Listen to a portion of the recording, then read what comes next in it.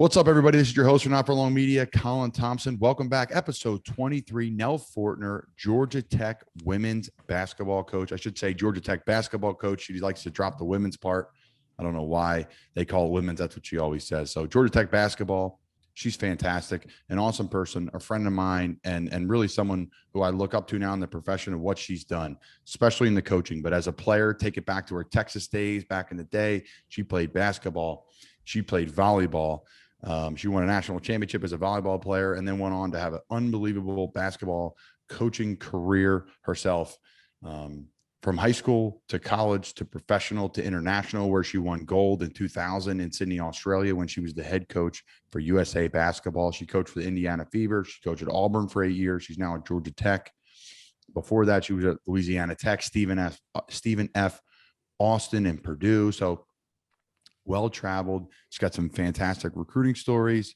She has some fantastic stories about her time building Team USA and taking home gold, which is fantastic. We're going to talk a little bit about the Olympics today anyways. I know you guys are tuned into that. We are here. So much they have to offer. So she's really rebuilding that program at Georgia Tech and has some awesome stories about bringing in international players, building a program, how she believes in culture, the benefits of being in a big city like Atlanta, the benefits of having someone like Jeff Collins on the staff, the staff of coaches in that building down there in Atlanta. So an awesome interview with Nell. I'm really fortunate to call her a friend and someone that I admire. So Nell Fortner is coming up, episode 23.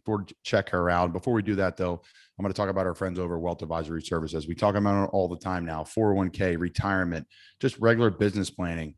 I talk to them about my podcast and how I can really create a structure and talk about how we're going to pay people and different things and how I can just build my business. I can ping ideas off them. I could talk about loans and who I should approach about that. So I'm very fortunate to have someone like Wealth Advisory Services, Paul and Dave, over 100 years in their offices. Check them out, wealthadvisoryservices.com, a customized approach to managing your wealth. Again, thank you, Paul and Dave, for your support and your belief in Not For Long Media. So Justin Ayers, what's going on, man?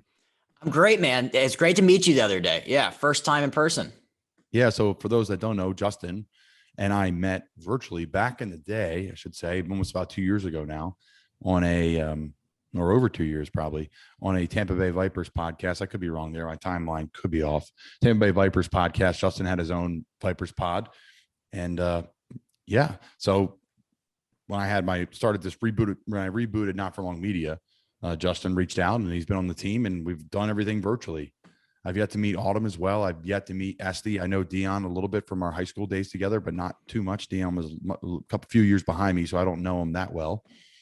But yeah, I swung through Annapolis last night, stayed at NASA George House, and shout out to Angela as well. And Justin got to meet those two characters that we love very much, and people that have done a lot for me and Sydney and our family. And they took great care of us this summer at the wedding as well. So shout out to them. They're getting married, but they deserve the shout outs. That they're wonderful people. So we got to meet Justin in person for the first time. So that was cool, man. We got to do a little Annapolis. I'm wearing the shirt today, a little no free ads, but shout out to Doc Street, Mo and his team over there. They're good people in Annapolis, and made my way to Charlotte. Just got down here for training camp as we transition into the next phase of the Not For Long Media kind of chapter, the in-season version of it here. It's going to be a little more interesting, some player interviews, some interviews from some big-time people across the landscape of football. So it's going to be fun.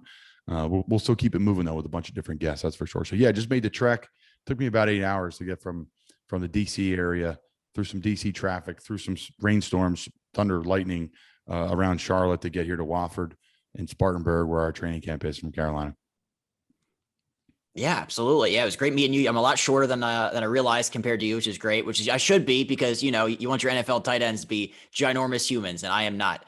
So ready for a little of this, Justin? I'm ready, man. I'm jacked up. There's so much going on in sports today. We're fired up.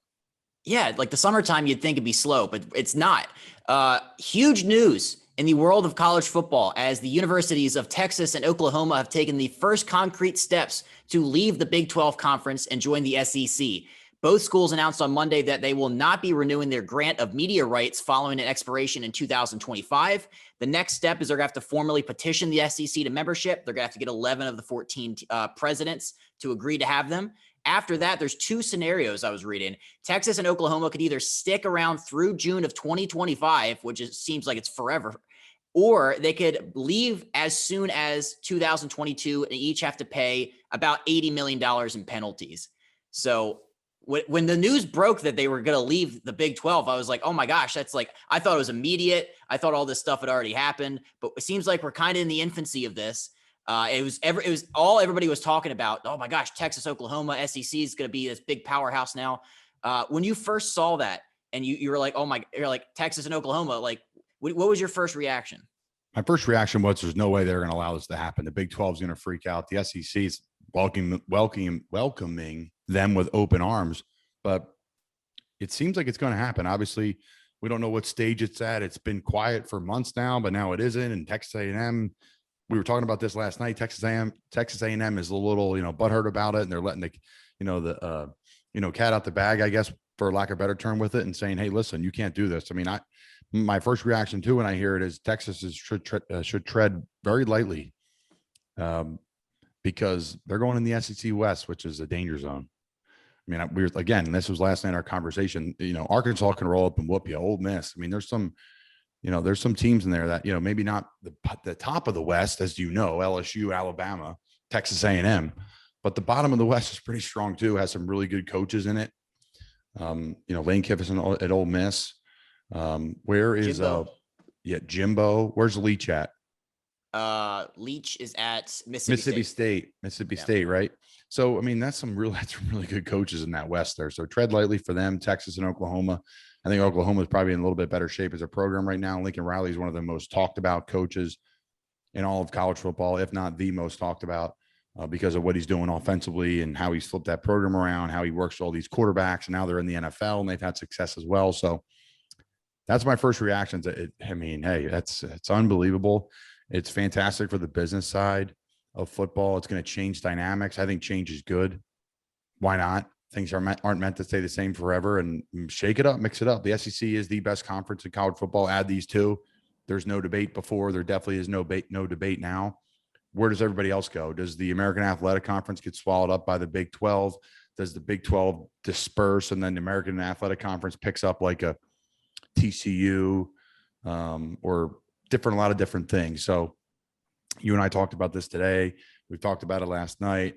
It's the talk of the sports world, and rightfully so, because these are true blue blood, college, actually not even college. They're the biggest in the country, period. You thinking like Dallas Cowboys, Notre Dame football. I'm trying to think, like even the Knicks aren't what they used to be, but New York Knicks basketball, like we're talking big brands. Oklahoma's right there with them. Texas is right there with them.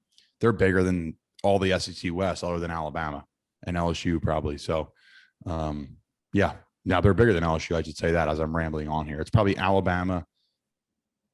Yeah. Talk about brands. Texas is number one of all of them. And then Alabama, then Oklahoma, but really unique stuff. I love it. What are your thoughts? Well, I'm just thinking about the other non-Big 12 teams, because I'm a Big 12 football fan. I'm an Oklahoma football fan. And initially, when I first heard the news, I was like, well, they're going to get smoked by Alabama every year. Are they even going to win the SEC West? Like, it's just going to be a mess. But then I started thinking about it. There's more money. There's more recruits. There's more primetime games. Like, guys are going to want to come to Oklahoma to play in the SEC because it's the best league in all of college football. So I don't really see a downside unless you're like a small Big 12 team that's going to lose out on some of these big games and all the money. You mentioned last night Auburn would move over to the East like they were before, and then geographically it would make a little bit more sense. Whew. It's going to be real big time football. I mean, real big time. I mean, what do you do if you're the ACC? I mean, it doesn't really matter. Like, the best team from that league is going to go to the Final Four and all these different things. But what if the SEC now? You need like 3 teams in the Final Four, and then you got to expand the Final Four. What are your initial thoughts on expanding that? We talked about it again last night, but what are your thoughts on air? Well, my thoughts are, if I think it's going to become a Power 4. Like, forget the Power 5 conference. I think the Big 12 is going to get knocked out of contention as a Power 5. Power 6, baby. American Athletic Conference. So it's going to be a Power 5. Shout out Ryan Kelly, guest of the podcast. That's right. I mean, I think that's what's going to happen, because you lose all your star power, and Oklahoma State's already talked about wanting to go to the Big 10. So if all this stuff happens in the next couple of years, like TCU and all these like lower tier Big 12 programs, like what are they going to do? Like they're probably going to get either swallowed up, or I think the whole conference is going to get dissolved. So it's going to be a mess here in the next couple of years in terms of schools and shifting, and kind of like, was it conference realignment? It was like a decade ago where like all the like Nebraska and all these other schools are moving around. So we're going to see that again. Before I get into my thoughts on all that and college football playoff, I want to talk about our friends at Few Will Hunt. You want to talk about a group of people that do things the right way. Our diverse global community is made up of real people doing real hard work for real impact. We empower each other to uncap our human potential daily. We believe the best things in life are earned, not given. I love Few Will Hunt. They sent us some gear. Justin, talk about the product you got. You were raving about the t-shirt quality. Yeah, I got a t-shirt, sweatpants, and like a pullover. All of them were like, the material was thick and you could tell it was made well. And they look amazing. So I was very satisfied. Yeah, everybody wants to eat, but few will hunt. Check them out. Like we talked about last week, I'm really excited for this daily attack plan. I'm going to get that in my entire life, and just, it lays out what you're doing. It lays out your workouts. It lays how you're just attacking your day, whether you can work out or not. It creates a daily attack plan and change your day. Create a daily attack plan every day and change your life. I think that's really cool what they do. You can sign up for free in their newsletter, and it just, what they embody, and then their apparel's backed up by it. They're involved in, UFC, and they're involved in more of a fighting and a training aspect, but they're big in CrossFit as well. And they just have a really cool community of people that just get stuff done. And I respect that. And it's a no BS type thing. And that's what it takes to be successful in any profession you do. So if you will hunt, check them out. fewwillhunt.com. So my thought on all this conference realignment stuff is, all right, great. Let's do it. Let's mix it up. Let's stay open-minded. Let's stay fluid. If it's going to be 4 teams, let's give it 4. If next year it's going to be 6 or 8 or 10, whatever it may be. My thing is this, and we talked about this again, tread lightly if you want to make it bigger than you think. I know everyone's fun and who's going to get in there, and March Madness. Listen, March Madness and college basketball is truly in any given Sunday sport, at least college basketball, in my opinion. Any given day on March Madness, you have a couple really good players, Loyola Chicago team, couple shooters. You can beat a really good college basketball team in a basketball, a football arena, whatever. Say, someone's not shooting great that day, you can take advantage of a team. And I get it, any given Sunday. But when you're playing these Alabama, Ohio State, Clemson, there's no any given Sunday. There's no any given Saturday. You have your hands full. You are facing juggernaut, absolute juggernaut. So the first 3 teams, the first 4 teams, the first 2 teams, they definitely need to buy. They definitely need to buy to play, a 6 seed or a 7 seed. They're going to mop them up. Justin, you have the scores up. What were the scores of the Final Fours over the last? I know there's some close games, but there were some really bad blowouts over the last couple of years. Yeah, and the college football semifinal round, last year, Alabama beat Notre Dame 31-14. So, and that one really wasn't that close. I feel like Notre Dame scored in garbage time late. Ohio State 49, Clemson 28. Again, not close. You could look back, like 2019, my Oklahoma Sooners lost to LSU 63-28. But it was bad. Joe Burrow only stayed in for like a half. That's how bad they were winning. And then Clemson, Ohio State 29-23. That was a great one. But, and you could look back even to 2018 where Clemson beat Notre Dame 30-3. Like none of these games are like, there's like one good one a year. And then the other one is, a horrific blowout. It's bad. And now it's just a lot of moving pieces. So I'm against it. And I think it's good to expand, but it's great. And I love it. And it adds energy and juice to the product, but just tread lightly. And one thing I wouldn't tread lightly about is the original Fudge Kitchen shipping. Sweet, delicious, creamy fudge. I brought some to training camp for the boys to try out. All the people that take care of me, I'm flipping them a box of fudge, a pound, 2 pounds, half a pound. You can buy it right online. Celebrating 50 years of business. Congrats to you guys. They're a staple of the Jersey Shore. They're a staple across the country. Again, the shipping aspect to me is fantastic. I've seen the way they do it. It's first class. It's taken care of. The gloves are on. They're placing it in there. They're wrapping it in the wax. So it's fresh. It lasts up to 2 weeks. So it's fresh. It's creamy. It's delicious. FudgeKitchens.com, shipping fudge and sweet treats across the country. What else we got, Justin? All right. So HBO's Hard Knocks. I'm a big fan. I think you are too. It's coming back this year with the Dallas Cowboys as the featured team. And people are already theorizing about which coaches, which storylines are going to dominate because, every year there's like a star of Hard Knocks. There's like a coach, like the Browns year where the offensive line coach said Hut and his stomach moved like that, like these kind of people. So there's going to be a star this year. And my prediction is Dan Quinn. Wow. DQ. So DQ recruited me to the University of Florida. We remained somewhat close over the years. We were able to have a big embrace on the field at the end of the Atlanta-Carolina game before he got let go. That was very sad because it's someone I really respect, trust, and always had my back. So it's really unique in this world because everybody knows everybody. He's a great guy. He's a Jersey guy, someone I've been able to get to know, like I said. So yeah, DQ will be fun to watch. He's a great addition to any staff, and a smart man. Personality wise, he brings the juice. He's very Pete Carroll. Everyone sees Pete bringing the energy. He's got a lot of Pete stuff from the time in Seattle, and it worked. They had success in Atlanta for many years when he was there. So yeah, Pete's going to be a big one. There's a lot of guys now in Dallas, right? Jerry Jones, all the people in Dallas. There are going to be people about Dallas there's going to be people that show up in it that you never expect, right? The undrafted guy always shows up. There's always the draft pick like Carl Nassib is doing the finance on the board. There's always somebody who can sing that's going to bring some sort of entertainment. That's what I'm looking forward to in camp as well tomorrow night. I'm sure on our team dinner, someone will be up there singing for us. So there's always entertainment, man. And the Hard Knocks does a great job. HBO does a great job with it. They really can capture camp the best way they can. And some players I've talked to over the years, because a lot of guys say you would never want it, but it helps their brands. One, I know that sounds cheesy and corny and it's all about football, but hey, man, you can make money off the field now. We have a podcast, right? It's unique and it's a different world now. You got to get moving or people are just going to run right through you, run over you on the field and then off the field too. So, I mean, I'm a fan of it, and a lot of guys say that they do a great job at the camera. Sometimes you don't even notice them, but you just got to watch what you say because it ends up on national TV, ends up in your grandmom's living room, so it's very unique. Two quick things about the Cowboys. Mike McCarthy, so he loves a good metaphor. If you remember last year, he smashed the watermelons before the Vikings game because they wanted to hammer the ball out of Dalvin Cook's hands.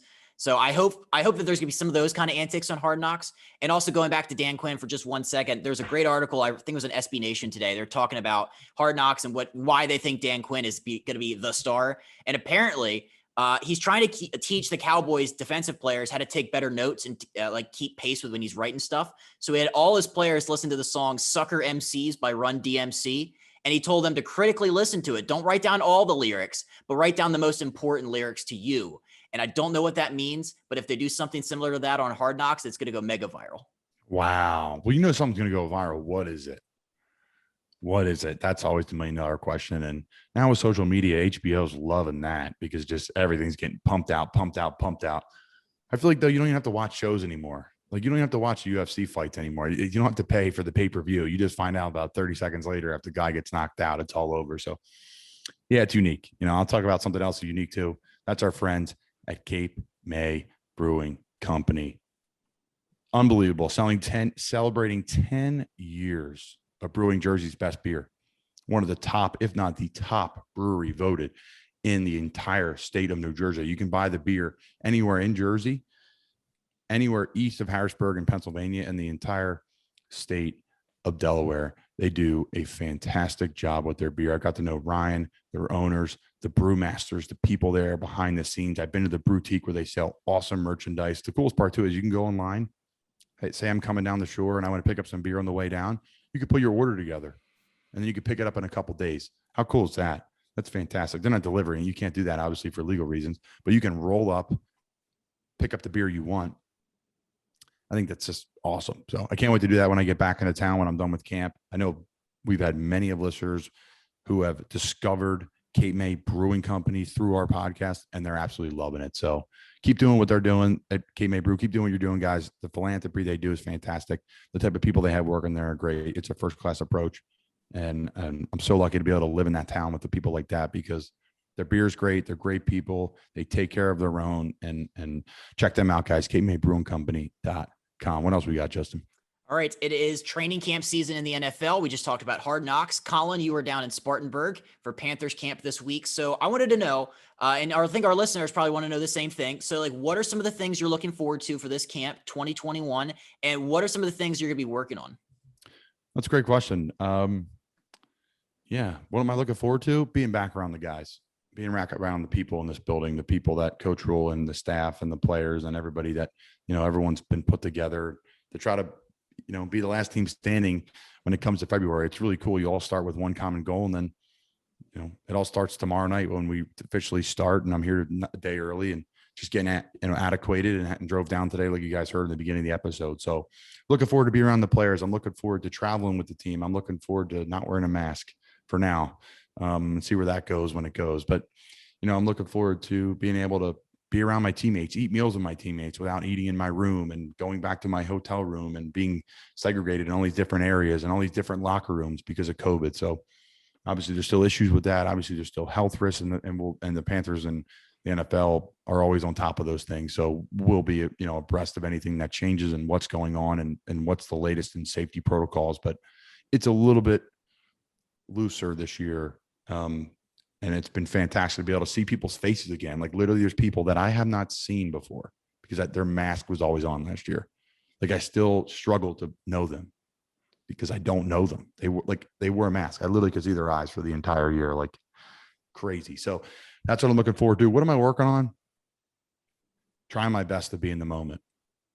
Trying my best to stay in the moment, like so dialed into the moment. Like there's a humble appreciation to what I'm a part of, what I'm doing, how to get better every day, what to work on, but just be here what this podcast is, go get a bite to eat, come back, get ready to go. Just stay prepped, stay confident, but stay prepped and be in the moment. Because the minute I start thinking about last year or this year or whatever, you take away from that. And I don't want anything to go by and not make the best of it. So that's really, truly what I'm working on. It's always been the struggle. We all do it. We all go through it. But these training camps, they feel like forever, but they really do fly by because you're such regimen and you're on a schedule. We start, I'll be up at 6 a.m. and we're done at 8 p.m. So, there's long days, but they're well worth it. And, like I said, you all start with the same goal, 32 teams, and there'll only be one standing at the end. Hopefully it's us. I love it. All right. Last up, U.S. Olympics. U.S. Olympic team. So they had a big weekend. I've been watching a lot of Olympic coverage, especially on the weekends, like primetime Olympic nights. So the men and women, they had 8 medals over the weekend. This is for swimming we're talking about. And swimming, the U.S. had 8 medals, and they won 6 of those on Sunday night. That was an opening day American Olympic swimming record. Swimming is by far my favorite Olympic sport to watch. I got a big kick out of watching my gal Katie Ledecky, DC native. She finished in second. It was a tough loss last night, but that's by far my favorite. So Colin, when you're watching the Olympics in the spare time you have down there, like what are you most looking forward to watching in terms of Olympics? Well, I was able to watch Olympics last night. That was fantastic. But it's amazing how many sports there are. Like I watched jujitsu this morning, eating breakfast before I was heading out, and I was like, this is crazy. Like, what are they doing? It's just such a unique thing, and it's so cool to learn about the techniques. And then you Google these people and you see their journey and you see their grind, and it's really cool. I mean, obviously football and the NFL is a very public thing, but these sports, I mean, they're in the Olympics. It's really cool. I wish we could compete for the Olympics. Obviously football, you could not because it would be so lopsided, nor would I could hand out waters for the team. I think I could apply for that. I couldn't play for the team. That's for damn sure. I could think of a few tight ends that would be in the team before me. I'd be there for morale. I could clap my hands and I could do the laundry. That's fine. But no, I could not play for that team. I know you're not asking. I know everybody knows I couldn't play for it, but I'm just throwing that out there for maybe a good laugh. So what's my favorite? I think the swimming. It's cool. I think Phelps really turned that around. Obviously Ledecky, Maryland product there, Silver Spring. And I think it's swimming. It has to be, right? They're competing, the relay races, some of these long distance events, you're like shaking your head. How do you do it? I cross train with swimming all the time. So it's a sport that I really respect because it is very humbling in the pool. But it's also done for a lot for me in my career and with health benefits and et cetera, and all the things come with it. So anything else you're into other than the swimming? I mean, USA baseball. Baseball is back in the Olympics for the first time since 2008, I think. So who's playing in that, Justin? Like, is it major league guys? There's like a few prospects from like the minor leagues. There's a few guys that are like kind of older. They've been in the majors for a while, not necessarily on teams this year, like Todd Frazier. There's like a lot of those guys, and there's a lot of for like independent league, and it's a hodgepodge of people. But I mean, it's gonna be awesome to watch it on the national stage or the international stage again. You said hodgepodge. Talk about our people there at Shots and Giggles. That's a hodgepodge of people there at Shots and Giggles. All different types of characters there. Check their new website out, shotsandgiggles.com. They have specials all week long. 2-for-1 Tito's. They have their mermaid water, all these different things going on. So I love the daily specials, and that's something that all the locals come in for. The hours of operation, I said them last time, noon to about 3 a.m. Mermaid Mondays, 2-for-1 Deep Eddy vodka cocktails on Tuesdays and Thursdays, whiskey Wednesdays, tequila Fridays, Bombay Days Saturdays. So a lot going on, a lot of fun down there in Key West. Check out the courtyard. You can get a drink to go. You can walk around. It's the best spot. It's the locals hangout right off Ann Green Street, right behind Sloppy Joe's, right in the heart of Key West, Florida. It's my getaway. It's my escape. It's where I go to hang out when I go to Key West. Shout out to Steve and Hanya and those down there in Key West. We'll miss you guys this year, but I'll see you in the new year. And excited. That's an NFC East bar, Justin. Like if you're going to watch football and you're in Key West, NFC East, right there. The games are bumping. The Eagles, the Washington football team, the Cowboys, and the Giants. That's where you go watch the game. So it's the best. Shots and Giggles. Check them out. Check out their social media. Keep up with their specials. So, Justin, anything else? We talked Olympics. We talked a little football. We talked a little bit of everything. Camps here, Hard Knocks. I know everyone's excited for that. Dallas, obviously a huge brand. So there'll be a bunch of characters on there. What else you got? Anything? Nope. That's all I got. Well, that does it for us. That's Justin Ayers. I'm Colin Thompson. Again, checking in from training camp from Spartanburg. Nell Fortner, gold medal winner, Big Ten champ back in 97, SEC champion in 09. She won gold in Sydney, Australia. She's got great stories. She was the head coach of that team in Sydney that won it, putting that team together. I thought that was so fascinating how she did it. She was given 3 years to do it. So check them out. Check out our episode. Check our sponsor, Check out Nell Fortner podcast. Thank you guys so much for supporting us here at Not For Long Media.